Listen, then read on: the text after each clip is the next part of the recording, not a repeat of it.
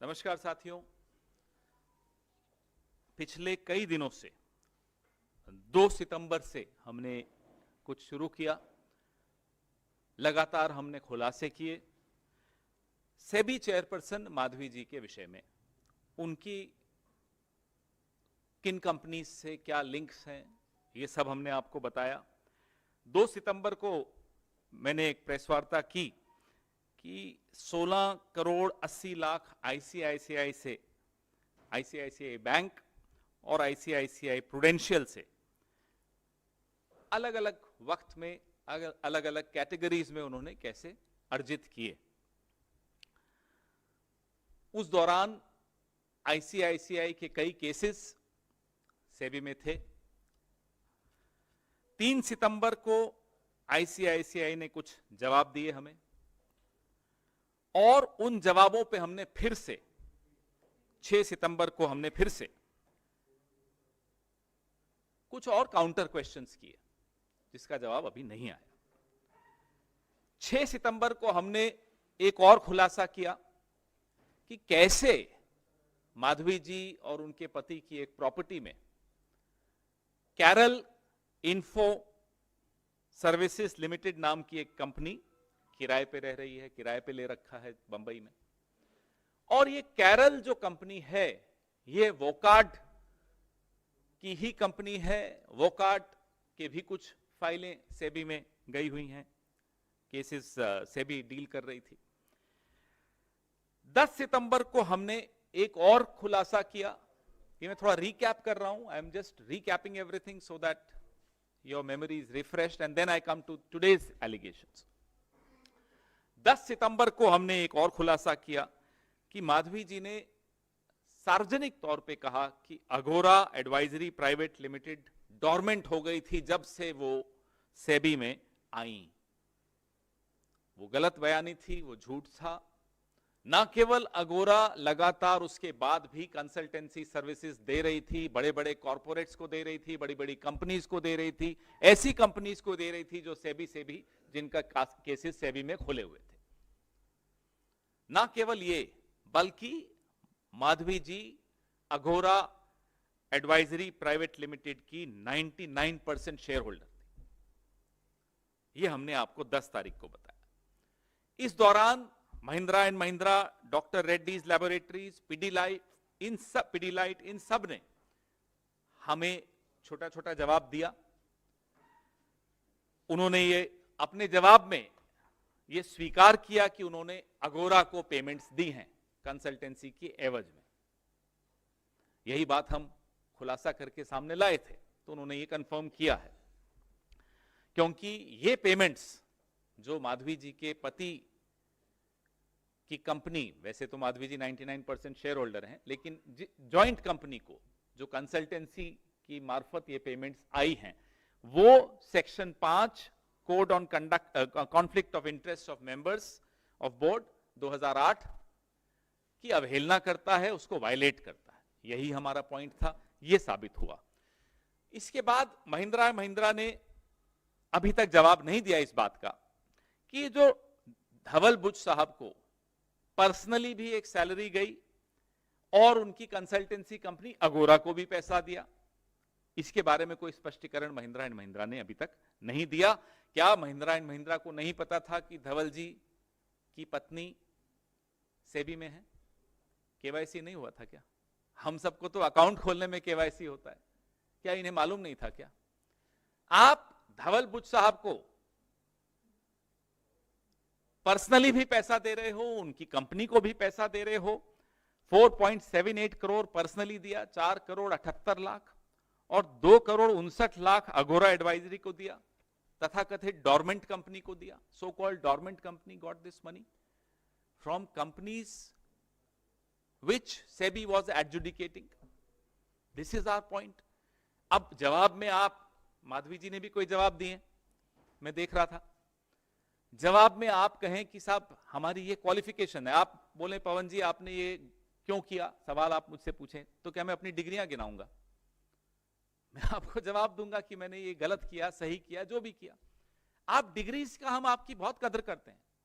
I am sure you are good at what you do, हमें आपसे कोई आपत्ति नहीं है, ना आपसे कोई पर्सनल कोई दुश्मनी है, लेकिन the question is to SEBI, the question is to the chairperson SEBI, the office of chairperson SEBI. Any conflict of interest in SEBI, in that institution of SEBI, has a direct bearing on the crores and crores of people who invest in stock market.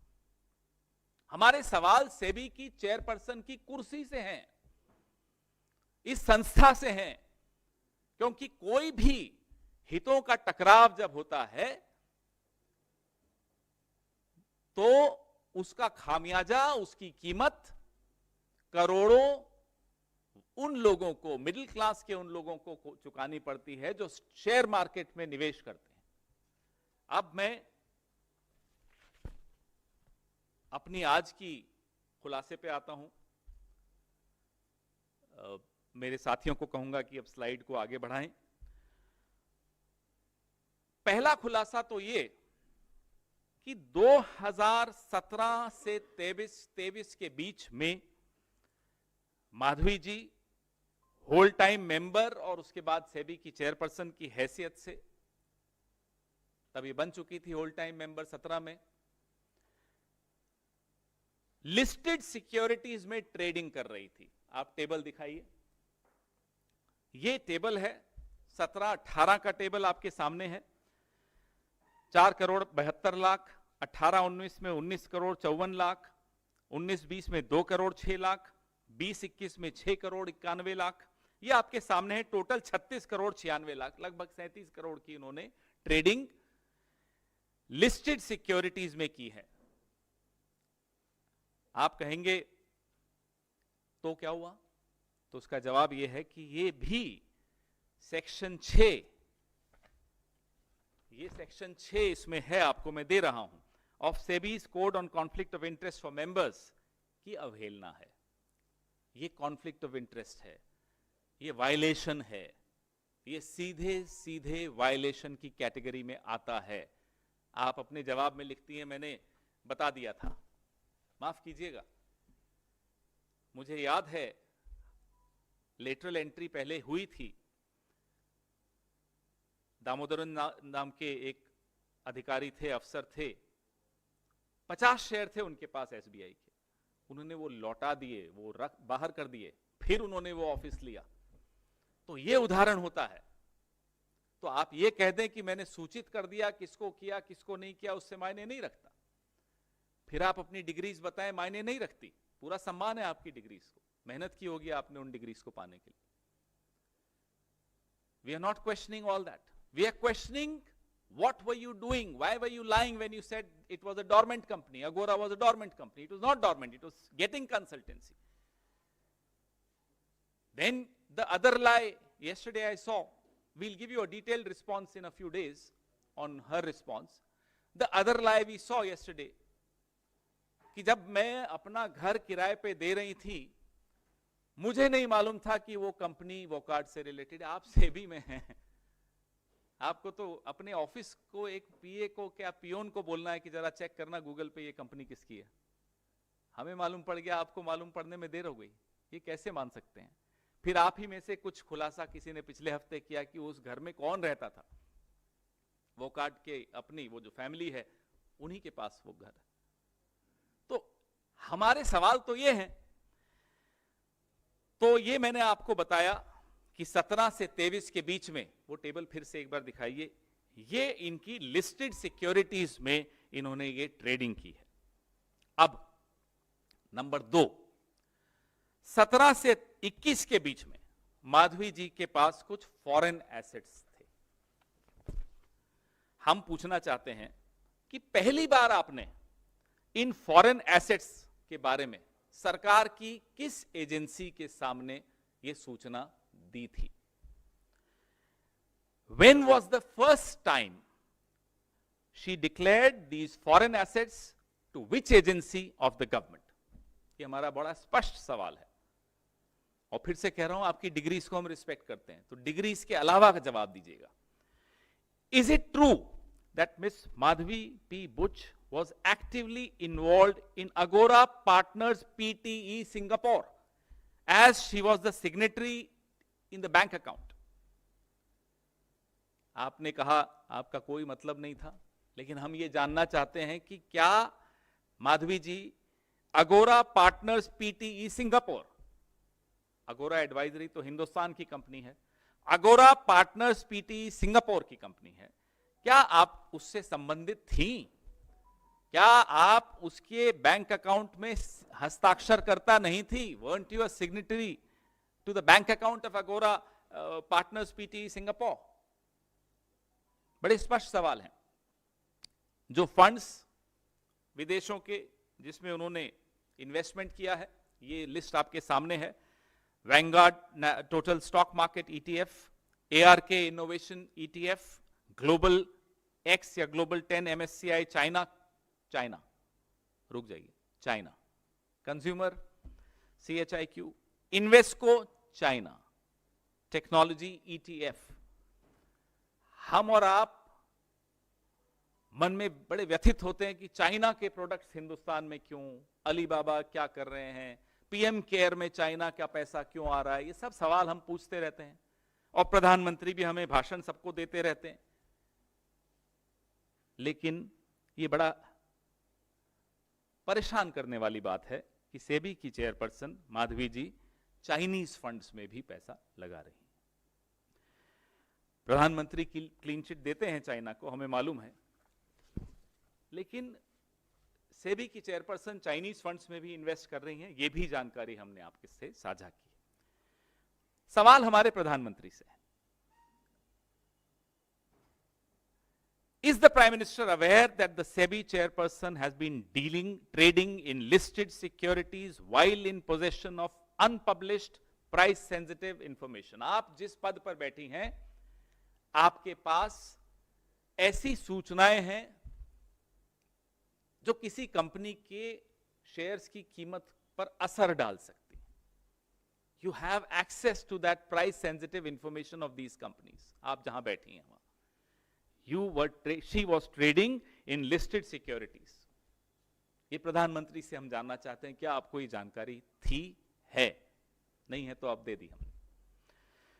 Is the Prime Minister aware that Ms. Madhavi P. Buch has made high value investments outside India? If yes, what is the date of these investments and the date of disclosures? क्या प्रधानमंत्री जी को मालूम है कि बड़ी investments Madhavi जी ने विदेशों में की हैं? हम ये जानना चाहते हैं किस दिनांक की ये इन्वेस्टमेंट्स हैं और इन इन्वेस्टमेंट्स का डिस्क्लोजर किस दिनांक को किया गया। Is the Prime Minister aware that the SEBI chairperson has been investing in Chinese funds at a time when India is facing a geopolitical tension with China? हम जानना चाहते हैं प्रधानमंत्री जी, क्या आपको ये पता है कि आपकी मातहत जिनको आपने चुना है, आपने खुद चुना है, अपने कलम से चुना है, ACC में आप हैं, आप और गृह मंत्री दोनों हैं, क्या आप दोनों को पता है कि सेबी की चेयरपर्सन चाइनीज फंड्स में इन्वेस्ट करती हैं एक ऐसे वक्त में जब चाइना से हमारी टेंशन बहुत बड़ी हुई है? ये हम प्रधानमंत्री जी से जानना चाहते हैं। और ये सिलसिला ऐसा नहीं है कि समाप्त हो गया है, ये सिलसिला अभी चल रहा है। ये सिलसिला चल रहा है, मैं क्यों बोल रहा हूं, क्योंकि हम जाते जाते एक सवाल और पूछ रहे हैं जिसका जवाब हम ढूंढ भी रहे हैं, कुछ कुछ मिल भी चुका है और मिलने वाला है। माधवी जी से हम जानना चाहते हैं, क्या आप या आपका परिवार ऐसी कंपनी से डील कर रहा है या कर रहा था जिनका नाम पनामा पेपर्स या पैराडाइज पेपर्स में आया है? मैं अभी इस सवाल के साथ छोड़ रहा हूं, हो सकता है जवाब वो खुद दें, हो सकता है जवाब वो कंपनीज दें, नहीं तो जवाब हम देंगे। आई रिपीट माई क्वेश्चन, क्या माधवी पुरी बुच जी या उनका परिवार ऐसी कंपनी से डील कर रहा है या कर रहा था जिनका नाम पनामा पेपर्स या पैराडाइज पेपर्स में आया था, लीक हुआ था, वो जो लीक हुए थे ना ICIJ के पेपर्स? ये सवाल का जवाब की इंतजार हम करेंगे नहीं तो हम लाएंगे। आपके सवाल।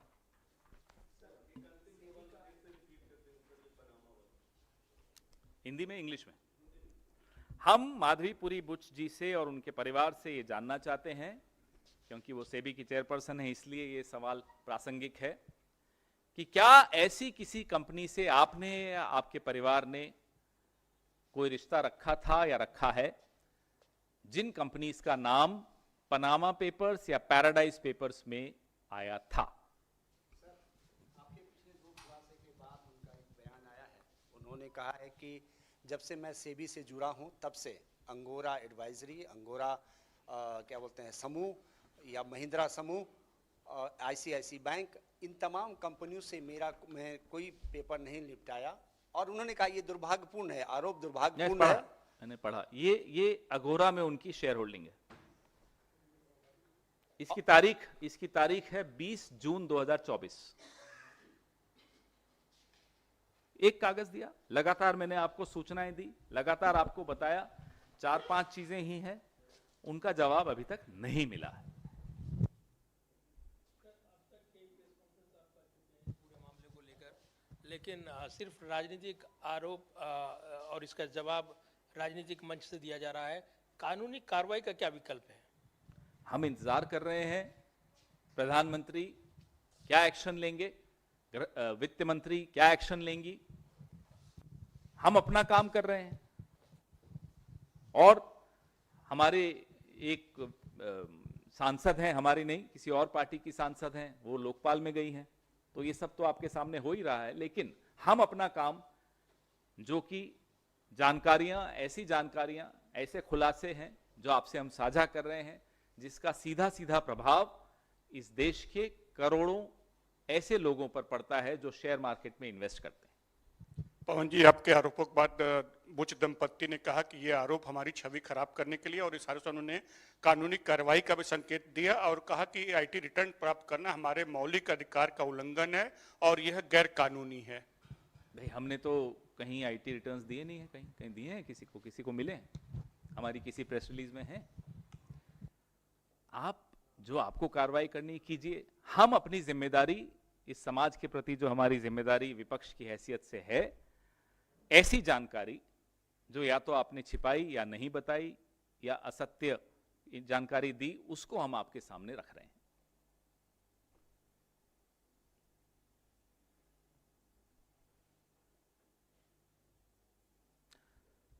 Can we show the carol story जो अभी मैंने आपको दी थी? Can we show it to them? और कुछ इसी विषय में? नहीं, इसके अलावा नहीं। अब सीधा हरियाणा जा रहे हैं इसके बाद हम। नहीं, अभी इसी पर बहुत महत्वपूर्ण है जो आप पूछ रहे हैं, लेकिन अभी इसी पर।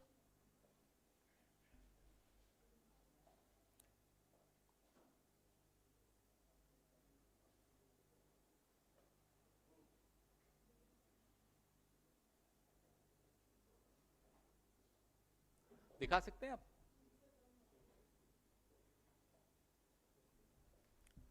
तब तक मैं विनीत जी आपको भेज रहा हूं प्रेस रिलीजेस, आप सबसे शेयर कर लीजिएगा।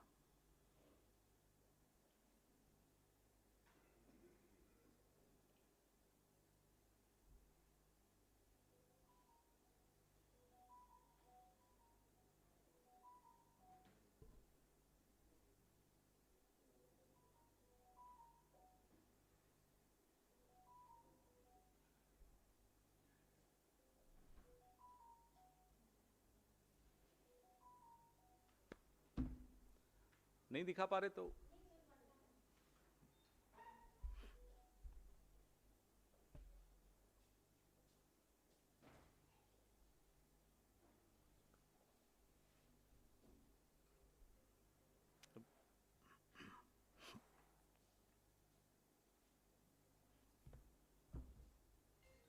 और उसका डिटेल्ड रिस्पांस भी हम दे रहे हैं, जो आप लोगों ने उनके काउंटर पे जो आपने हमें पूछा था उसका भी हम जवाब दे रहे हैं।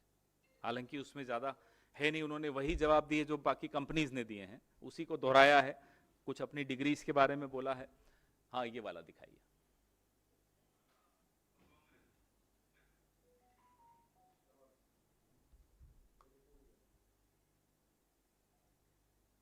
ये आप पढ़िए, ये आप ही लोगों ने किया है, हमारे खुलासे के बाद किया है, उसके लिए धन्यवाद।